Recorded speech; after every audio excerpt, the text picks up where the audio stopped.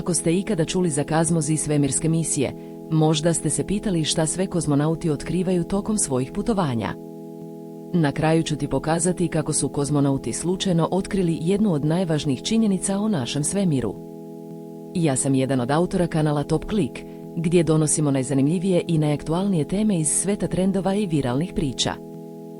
Kozmonauti su tokom godina otkrili mnoge zanimljive stvari, od novih planeta do novih oblika života. Međutim, ponekad su otkrivali stvari koje nisu očekivali. Na primjer, tokom jedne od svemirskih misija, kozmonauti su slučajno otkrili da postoje ogromne količine antimaterije u našoj galaksiji. Ovo otkriće je promenilo našu percepciju svemira i otvorilo nova pitanja o tom šta se nalazi iza našeg vidnog polja.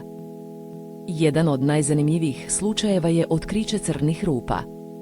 Kozmonauti su tokom jedne od misija primetili neobične pojavke u svemiru, koje su kasnije bile identifikovane kao crne rupe. Ovo otkriće je bilo veliki korak naprijed u našem razumijevanju svemira i njegovih tajni.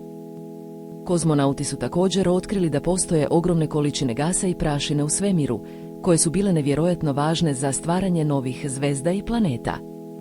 Ovo otkriće je pomoglo naučnicima da bolje razumiju proces stvaranja svemira i njegove evolucije. Sve ovo nam pokazuje da kozmonauti slučajno otkrivaju nove i zanimljive stvari tokom svojih putovanja.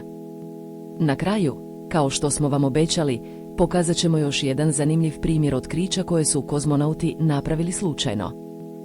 Ako voliš trending teme, top liste i viralne priče, zapratite Top Klik i uključite zvonče. Zvono.